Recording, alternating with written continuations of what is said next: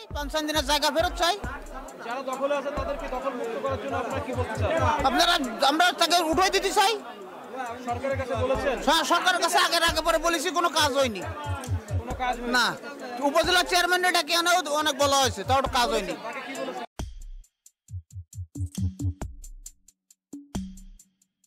উপজেলা চেয়ারম্যান কাছে দেখবো, কিন্তু আসলে কোনোদিন দেখিনি।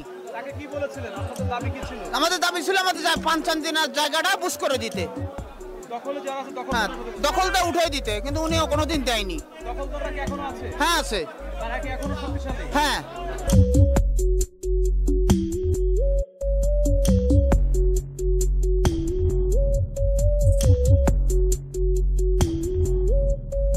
পানহাট, যেটা দীর্ঘ কয়েক যুগ ধরে দখলে রয়েছে এই পানহাটের জমি, ফলশ্রুতিতে এই পানহাটের যারা ভাসমান ব্যবসায়ীরা রয়েছেন তারা এই ফুলতলা বাজারের মূল যে প্রবেশপথ, সেই মূল প্রবেশপথের যে ফুটপাত সেটি দখল করে তারা ব্যবসা পরিচালনা করে আসছে।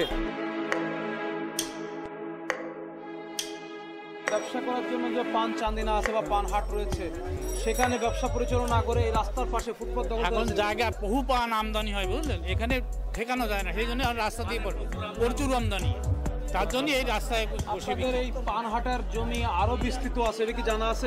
আছে তবে এই জমিগুলো দখলে আছে এটা জানা আছে? হ্যাঁ, দখল আছে।